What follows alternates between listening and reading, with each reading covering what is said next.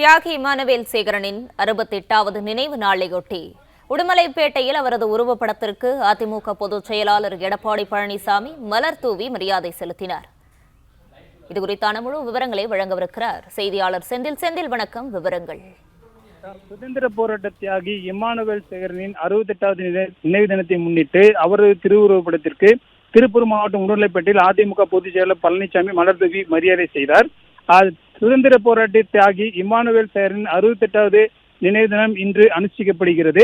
அதனைத் தொடர்ந்து திருப்பூர் மாவட்டத்தில் இந்த மக்கள் பிரச்சார பயணத்தை மேற்கொண்டுள்ள அதிமுக பொதுச் செயலாளர் எடப்பாடி பழனிசாமி அவர்கள் உடுமலைப்பேட்டை பகுதியில் மலர்களால் அலங்கரித்து வைக்கப்பட்டுள்ள இமானுவேல் சேகரனின் திருவுருவப்படத்திற்கு மலர் தூவி மரியாதை செய்தார். இந்நிலையில் அவருடன் கட்சியின் முக்கிய நிர்வாகிகள், சட்டமன்ற உறுப்பினர்கள், தொண்டர்கள் என ஏராளமானோர் பங்கேற்று இந்த இமானுவேல் சேகரன் நினைவு உருவப்படத்திற்கு மலர் தூவி மரியாதை செலுத்தினர். இதனைத் தொடர்ந்து இன்று மாலை மடத்துக்குளம், தாராபுரம் உள்ளிட்ட பகுதிகளில் அவர் மக்களுடன் பிரச்சார பயணத்தை மேற்கொள்ள உள்ளார்.